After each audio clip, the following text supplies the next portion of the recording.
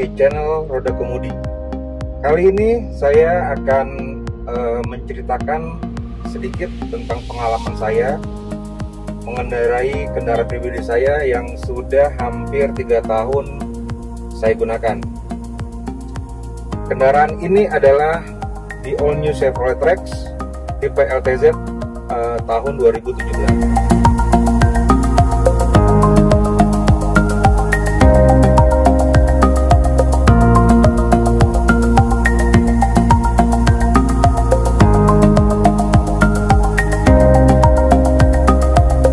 Saya akan menceritakan mengenai pengalaman pribadi serta opini saya selama menggunakan mobil ini, juga plus minusnya ya, pasti itu ada. Saya akan ceritakan kepada teman-teman.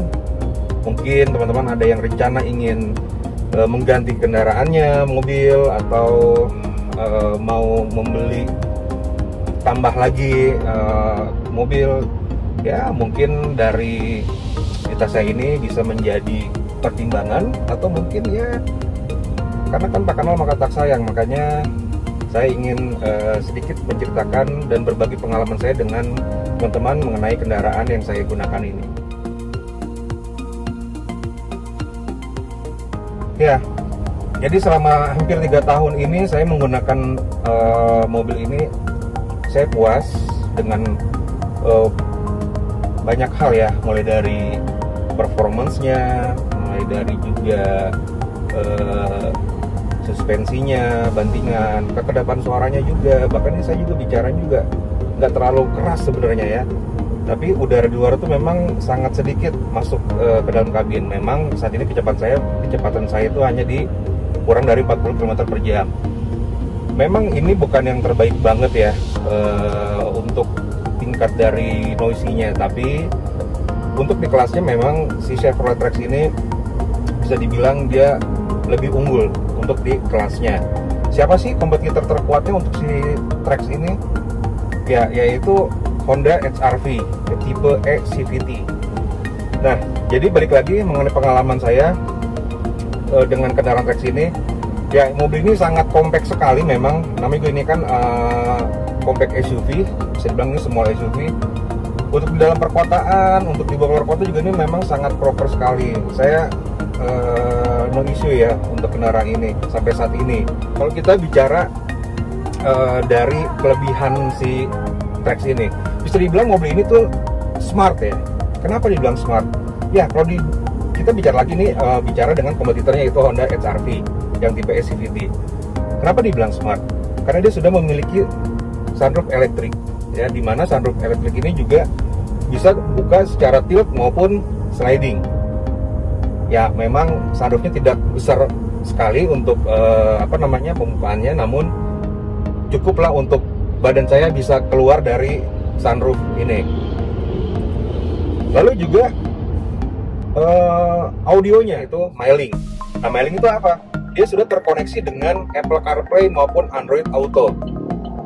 Ya, jadi teman-teman yang menggunakan handphonenya iPhone atau Android itu sudah bisa terkoneksi dengan si audio ini. Terutama mungkin banyak teman-teman yang menggunakan Apple ya atau iPhone. Ya, dia ada beberapa fitur yang ada di aplikasi di iPhone itu bisa pindah di si head unit Mylink ini. Contohnya seperti Google Maps. Ya, kita bisa melihat Google Maps tanpa harus melihat dari ponsel kita, dari gadget.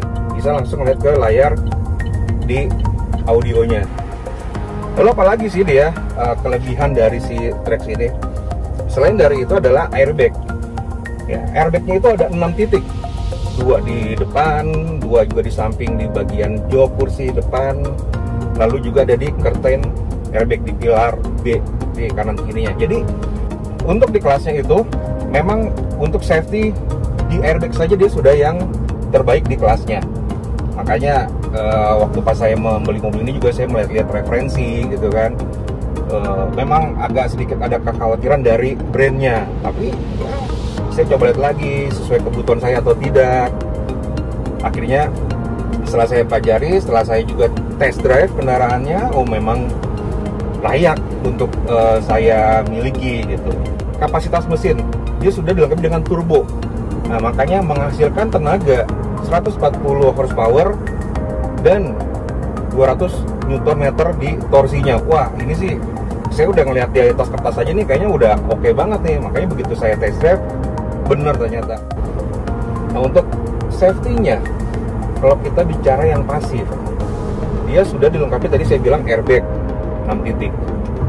Lalu juga sudah dilengkapi dengan di setiap sisinya sudah dilengkapi dengan set impact beam, baik dari sisi kanan kiri setiap pintu, bahkan dari di depan sama belakang pun juga sudah dilengkapi dengan set impact beam. Jadi untuk bila terjadi benturan atau ada tabrak dari samping kanan kiri depan belakang itu meminimalisir kerusakan yang sangat parah dan tidak sampai mencederai penumpang di bagian dalam.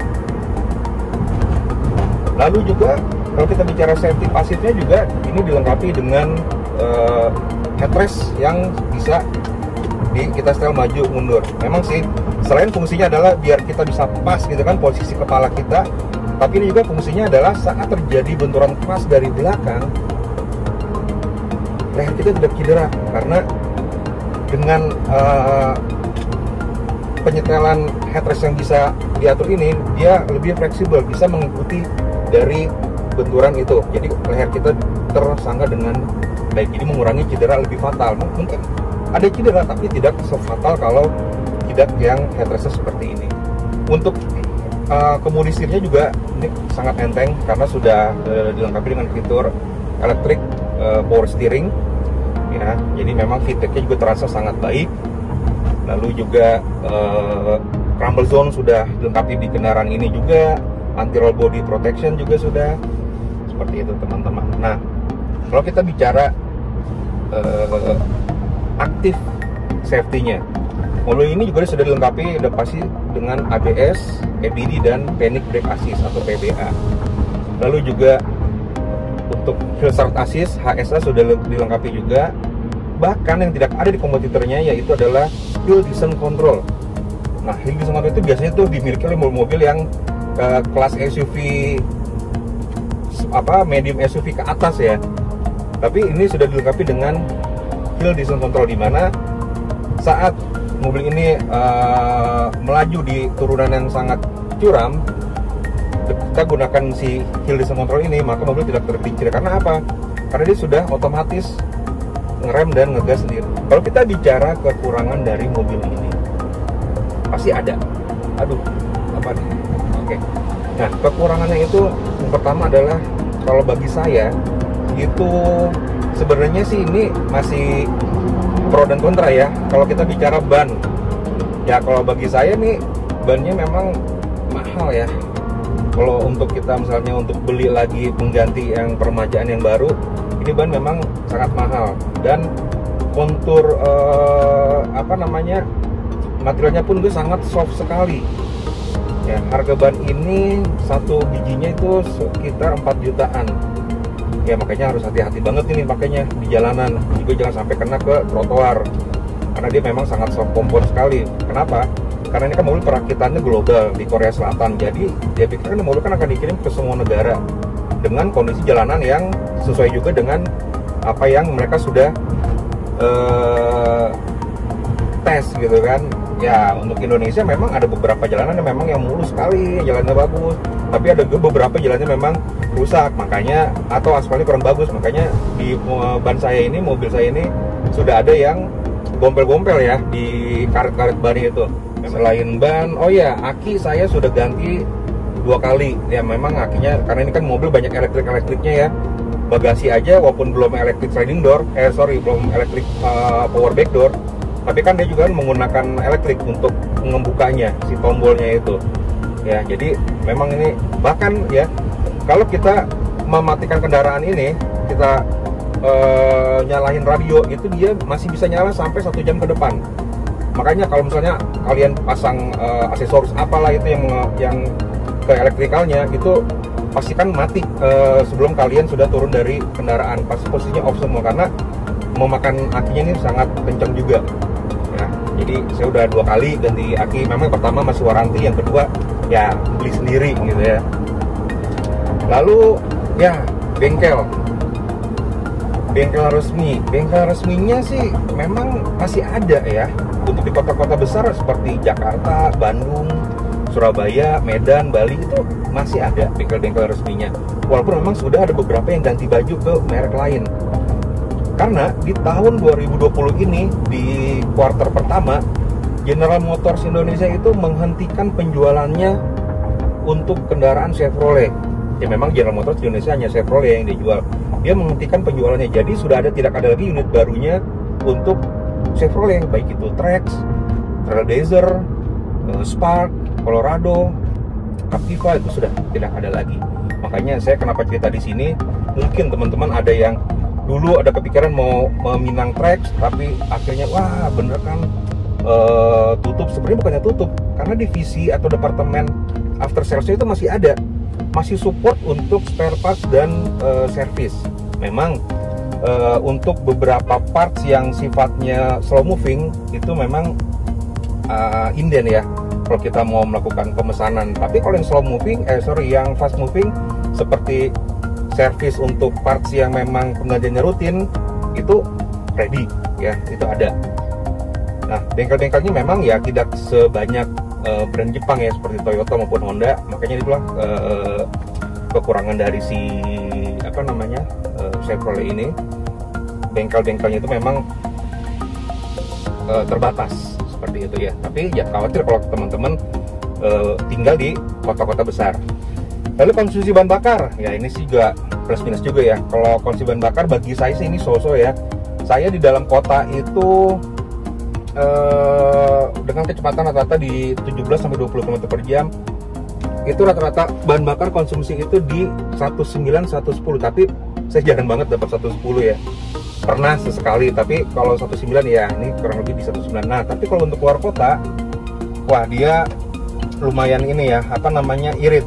Ini bisa, saya pernah coba ke Lampung, ke Bandung dengan kecepatan rata-rata di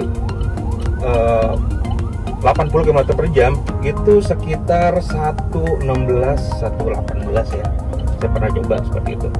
Dan RON-nya pun juga yang digunakan adalah RON 95 ke atas, karena ini sudah mandatory dari pabrikan. Nah, tapi kalau di daerah teman-teman nggak ada RON 95, pakai RON 92 ya bisa. Memang nanti mengurangi dari performance-nya. Nanti teman-teman bisa sharing lagi sih ke bagian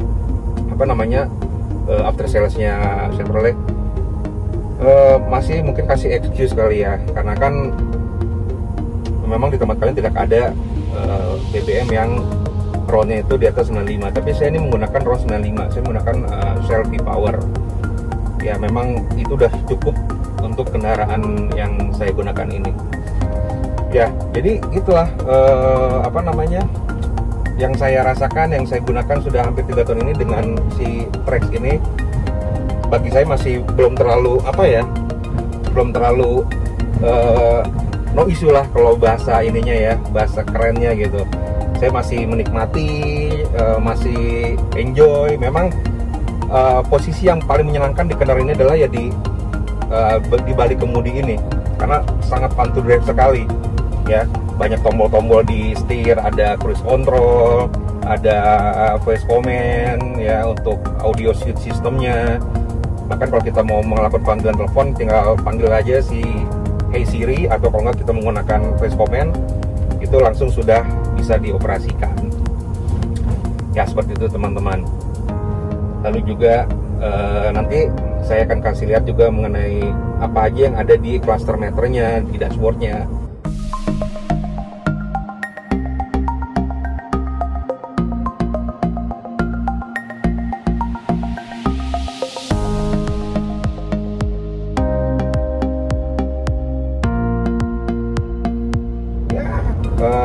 Ini mobil memang menurut saya sih ini sangat value for money sekali ya.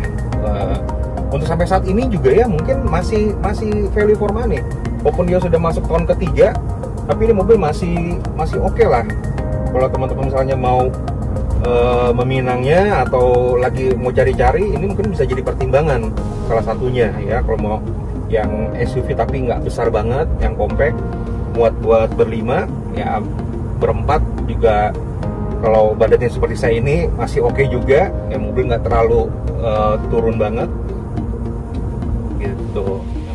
Biaya servis masih normal lah, biaya servis, karena ini kan servisnya setiap 10.000 km atau 6 bulan sekali ya.